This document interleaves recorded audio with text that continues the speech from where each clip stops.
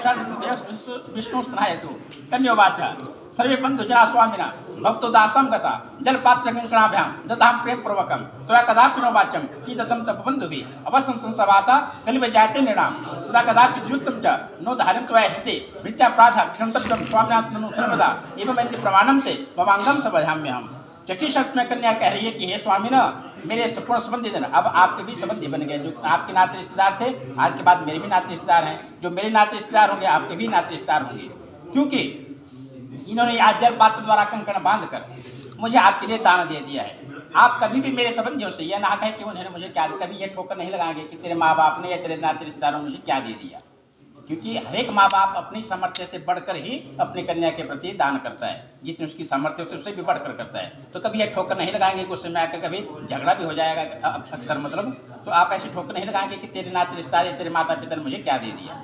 एक साथ रहने से प्राय झगड़ा हो ही जाता है। आप मेरी किसी बात को हृदय में धारण नहीं करेंगे, क्योंकि नौकर की बात को स्वामी अवश्य क्षमा कर देते। मैं आपकी दासी हूँ और आप मेरे स्वामी हैं, तो अगर छोटे गलती कर देते हैं तो बड़े उस अपराध को अक्सर क्षमा कर दिया करते हैं। इस प्रकार ये बातें आपको अंगीकार हैं, स्वीकार हैं, तो मैं आपकी बामंग की ओर बैठने के लिए तैयार हूँ। स्वीकार है जी।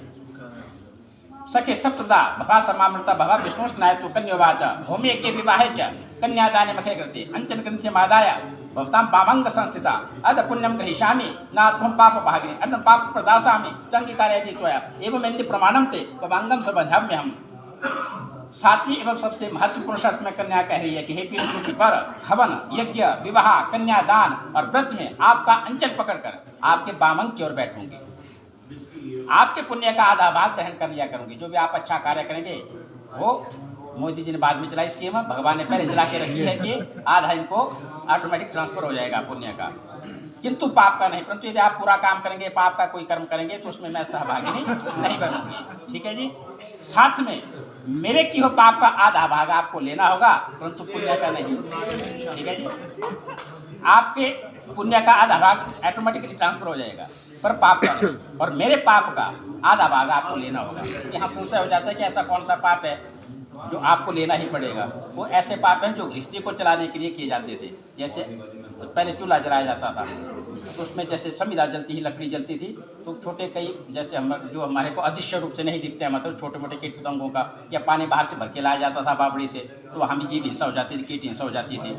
या झाड़ू घर में दिए जाते उसमें भी सूक्ष्म जीव हिंसा हो जाती है। तो ऐसे पाप हैं, ऐसे कि मर्डर कर दिया उसमें आप ऐसी कोई बात नहीं है। ठीक है जी। गृहस्थी को चलाने के लिए जो पाप कर्म होंगे उसमें आधा भाग आपको लेना होगा, क्योंकि गृहस्थी के अकेले तो होगी नहीं, गृहस्थी होगी मिल करके। ठीक है जी। तो उसके लिए आपको भागीदार बनना पड़ेगा। यदि यह बातें आपको स्वीकार हैं तो ही मैं आपके बामंग की ओर आने के लिए तैयार हूँ, आपकी पत्नी बनने के लिए तैयार हूँ। स्वीकार है जी। Last record वरोक्ति। इस वाक्य के प्रांत पर एक पद्य में सारी बातें कह रहे हैं, मतलब 100 सुनार के एक लोहार। इन्होंने आपकी 7 शर्तें मानी और पर कहता है कि मेरी एक ही शर्त है, उसको ध्यान से सुनना है आपने। आदो धर्मधरा कुटुंब सुखता तथा प्रिय भाषणी क्रोध आलस्य विवर्जिता सुख कनित पचाकारिणी द्वित्व में प्रचि रथांच भग्नि प्रेमात् चिता तथैवं सर्वगुणानुभूतास्तनु पाला भक्ति भावित्री मम उद्याने मध्य प्रसाने पर के गमनम गता पर पूषां प्रतिकेतम हास्य पर्यं त्वया सदा मध्य चितानुगतिम चितम सदा ममाज्ञा परिपालनम च पतिव्रत धर्म परायणा त्वा कुर्यं सदा सर्वविधं प्रयत्नं बिना पति कथम धर्म आश्रमणां प्रवर्तते तस्मात् त्वं विश्वता भव वामंग कामिनी। बर कह रहा है कि आपको सत्य तथा प्रिय वचन बोलना होगा, हमेशा सच बोलेंगे और मधुर वचन बोलेंगे। क्रोध और आलस्य रहित होकर मेरे वचनों को मानना होगा, क्रोध भी छोड़ना होगा और आलस्य भी। माइक में ऐसा हो जाता है कि मम्मी ने काम बताया, मम्मी आती हूँ उठती हूँ 15 मिनट बाद उठेंगे, आधा घंटा बाद कोई बात नहीं, पर ससुराल में ऐसा नहीं चलेगा। जैसे ही आज्ञा हुई आदेश हुआ तुरंत आपको काम करना होगा। क्रोध और आलस्य छोड़ना होगा, मेरे वचनों को मानना होगा, मेरे माता पिता और मेरे भाई बहन का प्रेम पूर्वक सत्कार करना होगा।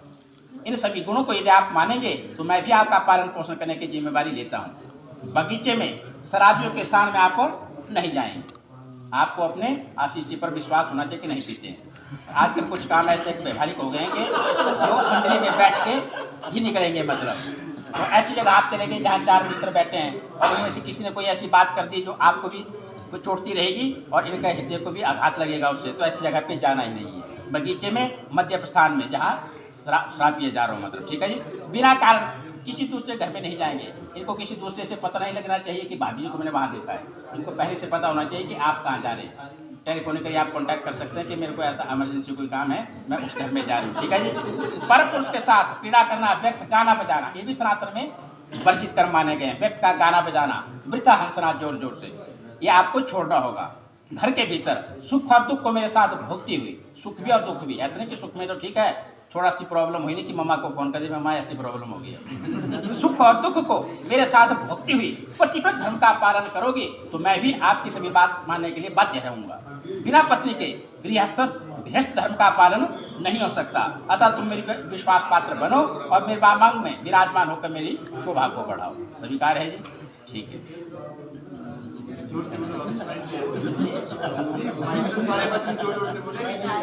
स्वीकार मांग रानी। हाँ जी, ये तो हो गया, सप्तपदी हो गया। थोड़ा टाइम बिल्कुल बिल्कुल, अच्छा, हाँ ठीक है जी। जी जी जी जी। सिंदूर कट लगा। पंडित जी ने